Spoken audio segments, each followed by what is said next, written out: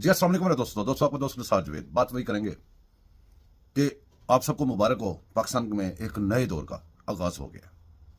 नया पाकिस्तान बना के वादा करके आने वाले, नए पाकिस्तान का बहाना बना के पुराने पाकिस्तान को तबाह करने वाले गर्क हो चुके हैं। अल्लाह पाक जितने भी पाकिस्तान के दुश्मन हैं, अंदरूनी और बैरूनी, उनको मजीद नेस्त और नबूद फरमाए। आमीन सुमा आमीन। पाकिस्तान के ऊपर हर मुसीबत को दूर करे।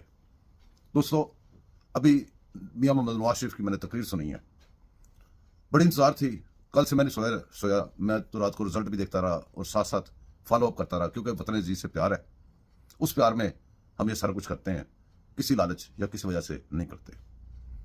दोस्तों, तकरीर सुनी है, दिल को यह तसल्ली हुई है, यही दिल की ख्वाहिश थी कि लड़ाइयाँ या झगड़े करते करते दुश्मन को फायदा होता है। दुश्मन अंदरूनी हो या बैरूनी हो, जब काम करने वाले लोग लड़ते हैं तो जो काम करने के खिलाफ होते हैं उन लोगों को फायदा पहुंचता है।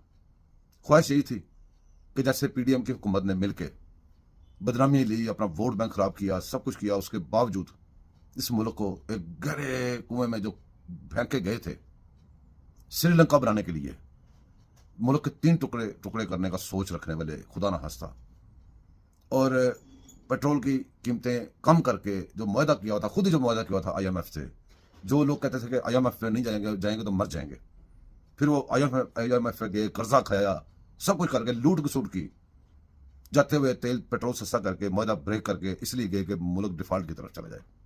उनको पता था कि अगली जो कर्जे की किस्त देनी है IMF को, वो भी देने के लिए पाकिस्तान पर पैसा नहीं है। असल में वो भी एक सर्टिफाइड थी, वो भी एक उनकी हिकमत मिली थी कि कुछ देर के लिए हुकूमत दें किसी को और खुद शोर करते रहें, तो जितना मलबा है जो हमने लूट खसूट किया वो मलबा उनके ऊपर गिर जाए, हम दोबारा फिर आ जाए। और मीडिया में और बाहर की जो एजेंसीज उन्होंने हायर की हुई थी उसके ऊपर उनको बहुत ज़्यादा तकवा था, लेकिन पाकिस्तान के लिए कुछ लोगों की दुआएं थी। पाकिस्तान में जहाँ पे को गुनाहगार लोग रहते हैं वहाँ पे माशाल्लाह बड़े नमाजी परहेजगार लोग भी रहते हैं, उनकी दुआएं भी अल्लाह पाक सुन लेता है। तो दोस्तों, अल्लाह पाक का करम हुआ, उनके चुंगल से पाकिस्तान बचा। इलेक्शन हुए, साफ शफाफ इलेक्शन हुए, और उन साफ शफाफ इलेक्शंस को भी बड़ी कोशिश की गई कि पहली तो कोशिश ये थी कि ना हो, फिर कोशिश थी मतनाद हो जाए इलेक्शन। बड़ी उनकी कोशिशें, हर चीज़ की कोशिशों में नाकाम होते रह गए। प्रोपेगेंडा का ऐसा एक जाल बना, ऐसा एक वो बाहर की जो एजेंसी जो हायर की हुई है उनके साथ मिलके बैरूनी पैसे से, बैरूनी ताकतों से, बैरूनी जो सारा सिस्टम था, सारी रात आंख मिचौली खेली गई। कभी वो पोलिंग बूथों में घुसने की कोशिश की गई, कभी जनाब वो 5% रिजल्ट के ऊपर ही विक्ट्रियां बनानी शुरू कर दी, कभी क्या तबसरों के साथ। और अभी तक वो लोग डीटों की तरह, वो गिद्ध, सियासी गिद्ध, वो सियासी गिद्ध नहीं, मीडिया के गिद्ध अभी तक बैठे हुए हैं कैमरों के सामने और बाज नहीं आ रहे। डीठ है बहुत ज्यादा, पूरी कोशिश कर रहे हैं क्योंकि नोट हजम करने हैं, हलाल करने हैं जो लेके खाए हुए हैं। दोस्तों, अब पाकिस्तान लड़ाई झगड़े इन बातों का मुतम्मल नहीं है। जो पाकिस्तान के खिलाफ आवाजें हैं उनको पहचानेंगे तो फिर उनका कला कमा करेंगे। उनको पहचान के उनसे बाज हो जाए, उनसे दूर हो जाए, अपने मुल्क के, अपने वतन अजीज की खातर, और किसी की खातर नहीं।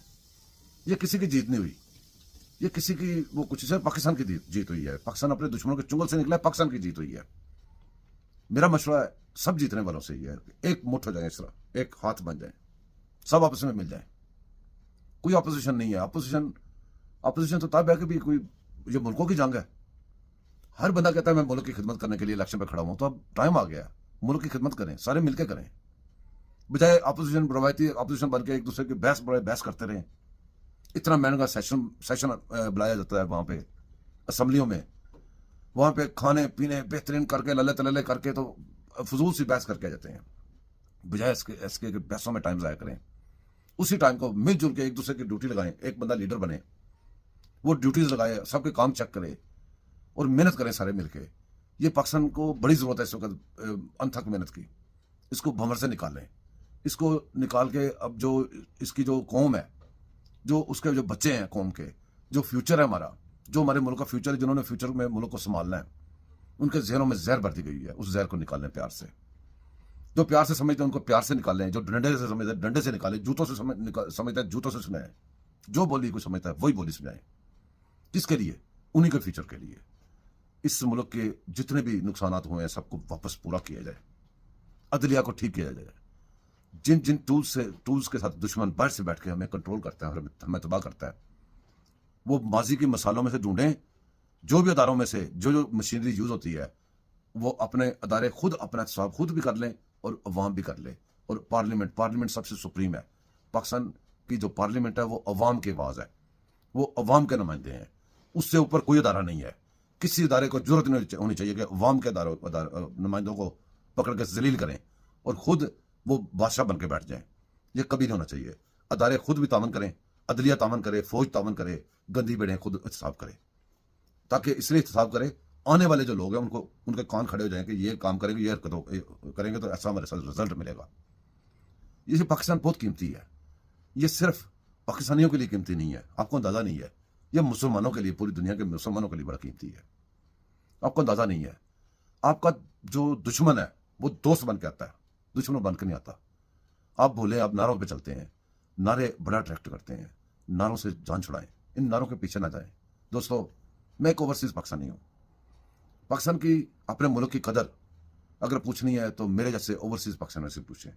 उन ओवरसीज पाकिस्तानियों से ना पूछें जो अपने मुल्क से प्यार नहीं करते, किसी अपने खास एजेंडे के लिए, या आप अपना खास को मजहब बनाया हुआ है उसके लिए। उनको जब कोई बंदा इतना कह देना कि फलां के लिए अगर वो नहीं है तो पाकिस्तान नहीं है, बात खत्म हो गई, पीछे क्या रह गया। जब बंदे के दिमाग में यहां तक खनास भर दिया जाए कि अगर फलां बंदा नहीं है तो पाकिस्तान नहीं है, तो फिर बाकी क्या ढूंढते हैं आप। ये पाकिस्तान हमें चाहिए, पाकिस्तान हमारे आने वाली नस्लों के लिए चाहिए, इस पाकिस्तान की तरक्की चाहिए, इस पाकिस्तान की खुशहाली चाहिए। हम लोग कितनी देर जिंदा रहेंगे? बाहर के मुल्क में रह रहे हैं, पाकिस्तान चले भी जाएंगे बुढ़ापे में तो क्या करेंगे? कितनी देर और जिंदा रहेंगे? जो आने वाली नस्लें हैं, यहाँ पे कब्जा ग्रुप, मैं इधर आया था कब्जा ग्रुप की वजह से आया था, मेरी हर चीज पे कब्जा हुआ। ये कब्जा ग्रुपों को कंट्रोल करें ताकि किसी और बंदे को मेरी तरह के बाहर के मुल्क में रह के अपने मुल्क से दूर न रहना पड़े। यहाँ बहुत सारी अवाम बाहर के मुल्कों में रह रही हैं, वो यकीन करें कब्जों की वजह से इधर रह रही हैं। इधर से कुछ मेहनत करके बनाया तो पीछे कुछ बना लिया तो वो कब्जा हो गया। ये भी एक बहुत बड़ी लानत है। जो भी हुकूमत बने, खुदा का नाम है यार, ये कब्जे वालों को भी कुछ करें। कोई ऐसा सिस्टम बना लें कि किसी की जगह पे कोई कब्जा ना कर सके, किसी के साथ कोई नाइंसाफी ना कर सके, वो रिश्तेदार हों या बाहर से हों, कोई ऐसा काम ना कर सके। इस पाकिस्तान के लिए सोचें, सारे मुतहद हो जाए। मियां नवाज शरीफ ने जो बात की है, मेरा बहुत दिल खुश हुआ है। मैं थोड़ा जज्बाती भी हो गया हूँ। दिल इसलिए खुश हुआ है कि इस वक्त यही चाहिए था पाकिस्तान को। और जो पाकिस्तान के खिलाफ बकवास करने वाले, पाकिस्तान के ऊपर हमलावर होने वाले, पाकिस्तान के अदारों पर को गालियां निकालने वाले, उन सबको बिल्कुल रद्द कर दें। हाफिज साहब जिनको रात दिन गालियां निकालते हैं, पाकिस्तान के सिपाही सलार, आर्मी चीफ साहब, जिनको ये लोग रात दिन गालियां निकालते हैं सिर्फ अपने कुछ मफादात के लिए, गैर मुल्की एजेंडे पे। अब मुझे ये बताएं कि अगर हाफिज साहब अगर मुदाखलत करते हो सियासत में, अगर हाफिज साहब जैसे ये कहते हैं वैसे हों, तो आज आपको इंडिपेंडेंट सीटें इतनी मिल जाती? सोचें जरा, गौर करें यार।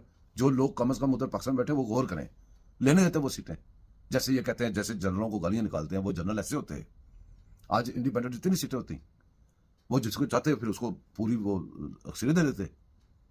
आज ये वो चीफ जस्टिस को गालियां निकालते हैं। अगर चीफ जस्टिस ऐसे होते जैसे ये कह रहे हैं, आइन के, ये तो आइन के खिलाफ बात मनवाना चाहते हैं ना उनसे, जैसे पहले लोग आइन के खिलाफ करते रहे हैं। अगर वो आइन के खिलाफ चलने वाले थे तो जो आपको पता है कि चीफ जस्टिस की कितनी ताकत है, आज इन सबको उठा के जो अभी केस, ये इलेक्शन लड़के आज भगड़े डाल रहे हैं और लोगों को गालियां निकाल रहे हैं, बूथों पे जाके हमला कर रहे हैं, इनको अंदर ना बंद किया था? अंदर बंद करना को मुश्किल है। नवाज शरीफ को जब बैठे बैठे कर दिया था, तो ये किस बात की मूली है? बहरहाल मेरा ख्याल है मेरी बातें आपको सबको समझ आ जाएंगी होंगी। अगर आप मुतफिक हैं तो दुआ कीजिएगा, कोशिश कीजिएगा, आप खुद भी जितनी आपकी सकत है उतनी कोशिश कीजिएगा। अगर आपको नहीं समझ में आई तो समझने की कोशिश कीजिएगा। अल्लाह पाक आपको भी समझ दे, मुझे भी दे। अगर मैं गलत हूँ, मुझे अल्लाह ताला कोई सीधा रास्ता दिखा दे। अगर आप गलत हैं, अल्लाह ताला आपको सीधा रास्ता दिखा दे। दुआ में याद रखिएगा। चैनल को सब्सक्राइब कीजिएगा, लाइक कीजिएगा, शेयर कीजिएगा। मिलेंगे किसी और गपशप में। आपको सबको मुबारक हो। अल्लाह हाफिज़।